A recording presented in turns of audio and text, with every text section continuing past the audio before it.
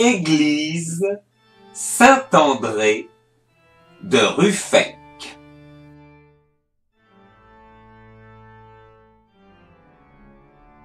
Le point de départ de cette construction est 1111. Sur une durée de 40 ans pour le premier édifice, puis la construction d'un prieuré daté de 1215. Entièrement détruite pendant la guerre de Cent Ans, elle fut reconstruite de 1415 à 1444.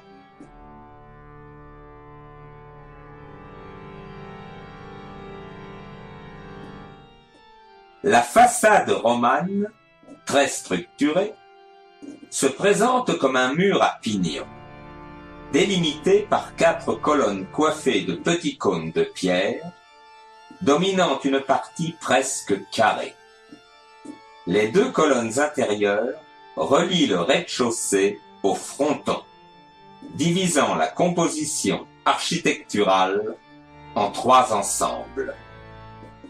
Le rez-de-chaussée comporte un portail de plein cintre de grande dimension, composé de 3 voussures romanes, avec un décor de monstres orientalisants, alternant avec des rinceaux de feuillage. Il est flanqué de 2 arcades aveugles. L'arcature nord, à gauche du portail central, conserve un tympan historié. Il représente un personnage barbu, allongé sur un lit de bois droit. De larges plis recouvrent l'ensemble. La tête, de grande dimension, repose sur un oreiller. Les traits semblent révéler un sentiment tragique.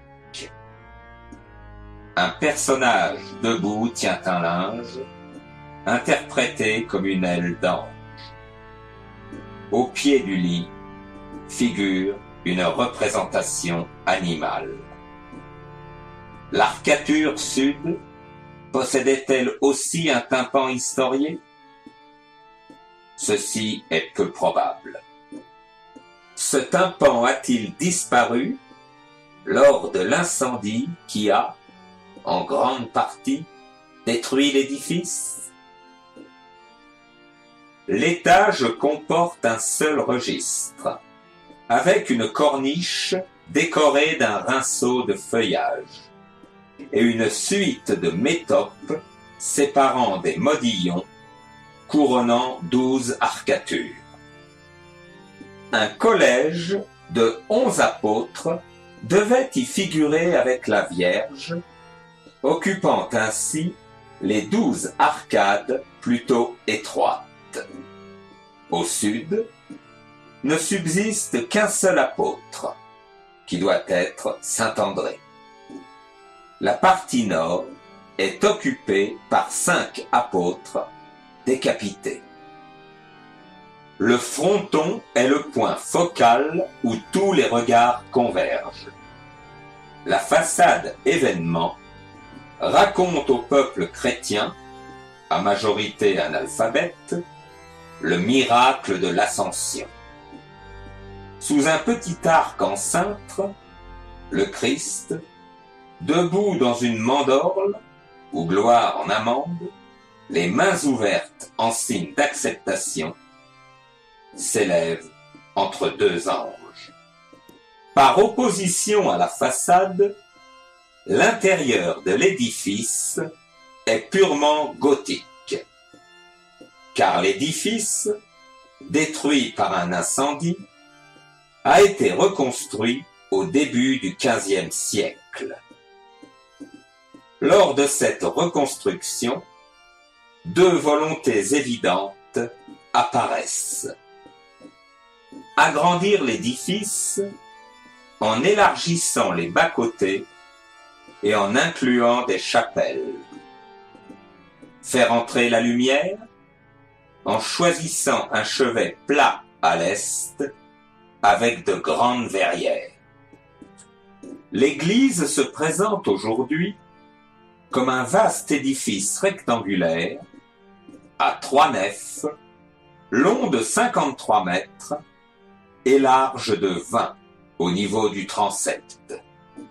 La nef est divisée en 3 vaisseaux, nef centrale et bas-côté, et constituée de 5 travées s'achevant par un chevet plat.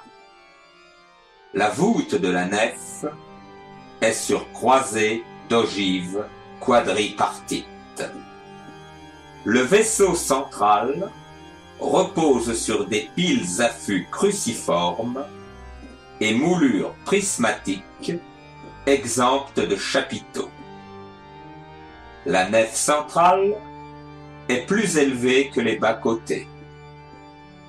La partie sud de l'édifice ayant été plus élargie, c'est dans cette partie que sont situées les chapelles latérales.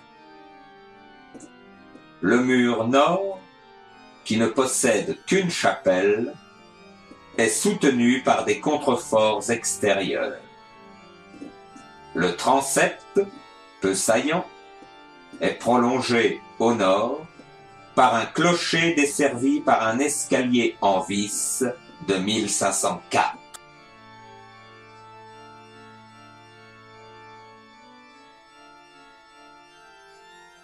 Le chœur, auquel on accède par 5 marches, est divisé par 4 piliers. Le sol est dallé de larges pierres, dont quelques-unes sont tombales, avec des inscriptions, pour la plupart, à peine lisibles. Un ensemble de 19 vitraux éclaire l'église, certains datant du 19e, représentant des personnages bibliques ou bien des saints. La verrière de la vie de la Vierge est assez exceptionnelle par son traitement de la couleur ainsi que sa découpe en 6 vitraux narratifs. Les verrières du chevet, de création contemporaine, sont l'œuvre de Vivian Hoel, sculpteur, maître verrier et ancien élève de Salvatore Daliart. Vivian Hoel se voit confier la restauration des vitraux de l'église Saint-André le 14 septembre 1972. Cette verrière constitue une réponse contemporaine au programme de l'Ascension qui orne la façade. Les couleurs de jaune et doré, rouge et vert amande contrastent avec le bleu transparent qui exalte la tête du Christ. Ce vitrail diffuse une lumière qui contraste avec le dépouillement architectural de l'édifice.